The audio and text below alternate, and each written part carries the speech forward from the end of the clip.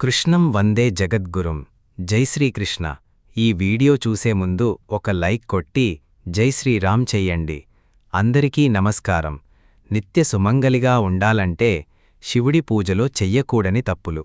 ఇంటికి దీపం ఇల్లాలే అని మన పూర్వకాలం నుండి మన పెద్దవాళ్ళు చెబుతున్న హితోక్తి. ఒక ఇల్లు బాగుండాలన్నా ఆ ఇంట్లో ఉన్నవారు ఎదుగుదలకైనా ఆ ఇంటి ఇల్లాలు తీరు మూల కారణం అని చెప్తూ ఉంటారు. ఈ నేపథ్యంలో ఇంటి ఇల్లాలు చెయ్యవలసినవి అలాగే చెయ్యకూడని కొన్ని పనుల గురించి ప్రస్తావించారు పండితులు. మరి అవేంటో మనమిప్పుడు తెలుసుకుందాం. ఇంట్లో తలపెట్టిన మంచి పనులను ఏవైనా శుక్లపక్షంలోనే చెయ్యాలి. అంటే అమావాస్య నుండి పౌర్ణమి వరకే చెయ్యవలెను. బహుళపక్షంలో మంచి పనులు మొదలుపెట్టకూడదని చెప్తున్నారు పండితులు. ఆడవారు ఎప్పుడూ దిండ్లపై కూర్చోకూడదు. ఆడవారే కాదు, ఇంట్లో ఎవరూ కూడా దిండుమీద కూర్చోకూడదు. స్త్రీలు మంగళవారం శుక్రవారం రోజుల్లో తలస్నానం అస్సలు చెయ్యకూడదు. భర్త తలనీరాలిస్తే భార్యకు కూడా సగం పుణ్యం వస్తుంది. కాబట్టి ప్రత్యేకంగా ఆడవారు తలనీరాలివ్వాల్సిన అవసరం లేదు. సాధారణంగా శుక్రవారం వస్తే ఆడవాళ్లు తలస్నానం చేసేస్తూ ఉంటారు. అయితే అలా చేయడాన్ని శాస్త్రాలు తప్పుపడుతున్నాయి. రోజూ తలస్నానం చేసేవారికి మాత్రం ఇది వర్తించదు.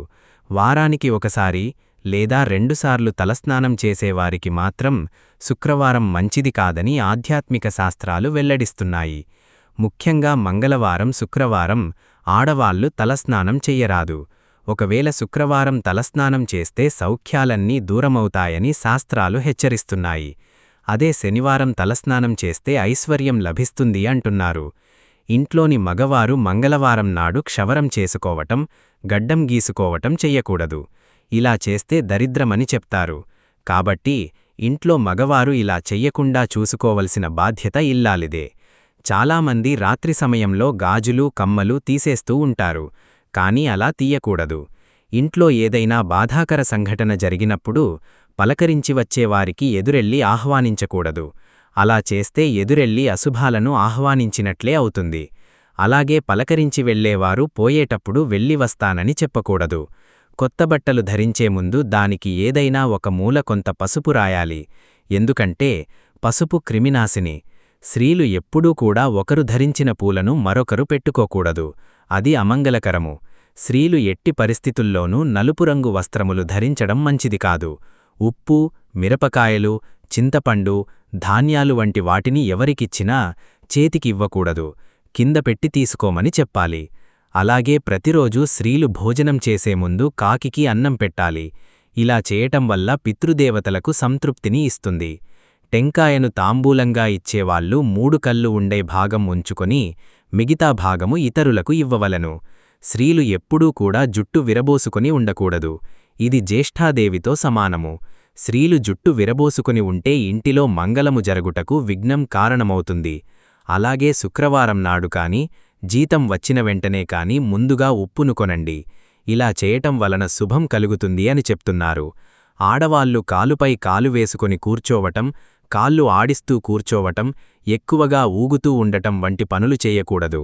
ఇవి దరిద్ర హేతువులే కాక శరీరంలోని ఎముకల బలహీనత పై త్వరగా విరుగుటకు అవకాశం కలదు. ఎవరికైనా ఏమైనా ఇచ్చేటప్పుడు కుడిచేతితో మాత్రమే ఇవ్వాలి. ఎడమచేతిని ఉపయోగించకూడదు. సుమంగళ స్త్రీలు రాత్రివేళ అలిగి ఆహారం తినకుండా నిద్రించకూడదు. అలా చేస్తే మీ ఇంటికి కీడు సంభవిస్తుంది. స్త్రీలు బహిష్టు సమయమందు పూలు తలలో పెట్టుకోరాదు. ఎప్పుడైనా పూలు వాకిట్లోకి అమ్మడానికి వస్తే నాకు వద్దు అని చెప్పకూడదు. రేపు తీసుకుంటాను అని చెప్పాలి. ఇంట్లో శ్రాద్ధదినాలు ఉంటే శ్రాద్ధం ముగిసే వరకు ముగ్గు వేయకూడదు. శ్రాద్ధానంతరం ముగ్గు వేయాలి. ఇంటి ఇల్లాలి నోటి నుండి ఎప్పుడూ కూడా పీడ, దరిద్ర, శని, కష్టము అనే పదములను వినిపించకూడదు. ఇంటిలో దుమ్ము, ధూళి, సాలగూళ్లు దరిద్రహేతువులు. కాబట్టి ఇంటిని ఎప్పుడూ పరిశుభ్రంగా ఉంచుకోవాలి. స్త్రీలు గర్భవతిగా ఉన్నప్పుడు గుడిలో కొబ్బరికాయలు మాత్రం కొట్టకూడదని, గుడి చుట్టూ ప్రదక్షిణలు చెయ్యకూడదని శాస్త్రం చెబుతోంది. గర్భవతులు ధ్యానం చేయటం అన్ని విధాలా మంచిదని సూచిస్తోంది. శివుడి పూజలో చెయ్యకూడని తప్పులు ఇవే. శివ అనే పేరులోనే ప్రత్యేకమైన అంతరార్థం దాగి ఉంది. హిందూ పురాణాల ప్రకారం సోమవారం శివుణ్ణి ప్రత్యేక లింగరూపంలో పూజించడం వల్ల ఆ వ్యక్తి తన జీవితంలో ఉన్నత స్థాయికి చేరుతారని వేదాలు వివరిస్తాయి. శివుడు భక్తుల కోరికలను తేలికగా నెరవేరుస్తాడని, భక్తులను త్వరగా అనుగ్రహిస్తాడని ప్రతీతి. అయితే సోమవారం శివుణ్ణి చాలా జాగ్రత్తగా పూజించాలి. కొన్ని పొరపాట్లను ఎట్టి పరిస్థితుల్లో శివపూజ చేసేటప్పుడు చెయ్యకూడదు. ఎలాంటి జాగ్రత్తలు తీసుకోవాలి, ఎలాంటి పొరపాట్లు చెయ్యకూడదు అని ఈ వీడియోలో తెలుసుకుందాం. శివుడికి బిల్వపత్రం సమర్పించడం చాలా ముఖ్యం. 3 ఆకులతో కూడిన ఈ బిల్వపత్రం శివుడి 3 కళ్లతో సమానం. అలాగే ఈ ఆకు త్రిశూలానికి సంకేతం. బిల్వపత్రాలతో శివుడికి పూజ చేస్తే 3 జన్మల పాపాలు హరిస్తాయి. అయితే ఆకులను చెట్టునుంచి పీకేటప్పుడు కొన్ని జాగ్రత్తలు పాటించాలి. బిల్వ ఆకును సోమవారం రోజు, అమావాస్య నాడు, మకర సంక్రాంతి, పౌర్ణమి, అష్టమి, నవమి రోజులలో ఈ బిల్వపత్రాలను చెట్టునుంచి కొయ్యకూడదు. బిల్వ ఆకులను నీటితో శుభ్రం చేసిన తర్వాత శివుడికి సమర్పించాలి. శివలింగానికి కుంకుమ పెట్టకూడదు. కేవలం విభూది గంధము మాత్రమే ఉపయోగించాలి. శివుడు చాలా శ్రద్ధతో ధ్యానం చేస్తూ ఉంటాడు. ఆయనకు కుంకుమ సమర్పించడం వల్ల ఎరుపు రంగులో ఉండే ఈ కుంకుమ శరీరంలో చల్లదనాన్ని కలిగించడానికి బదులు వేడిని పుట్టిస్తుంది. అందుకే కుంకుమకు బదులు చల్లదనాన్నిచ్చే గంధంను ఉపయోగించాలి. కొబ్బరి నీళ్లను ఎట్టి పరిస్థితుల్లో శివలింగంపై వేయకూడదు.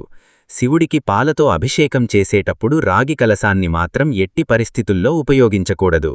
రాగి పాత్రలో పాలు పోయటం వల్ల అవి విషతుల్యమవుతాయి. కాబట్టి స్త్రీలు గిన్నెలతో కాని, మట్టిపాత్రలో పాలను అభిషేకం చేస్తే అత్యంత పుణ్యం. శివుడికి ఎలాంటి పండ్లైనా నైవేద్యంగా సమర్పించవచ్చు. అయితే వెలగపండు శివుడికి ప్రీతికరమైనది కాబట్టి వెలగపండు శివుడికి సమర్పిస్తే దీర్ఘాయుష్షు లభిస్తుంది. చంపంగి పూలతో శివుడికి ఎట్టి పరిస్థితుల్లో పూజ చెయ్యకూడదు. శివుడు చంపంగి పూలకు శాపం విధించినట్లు చెబుతారు.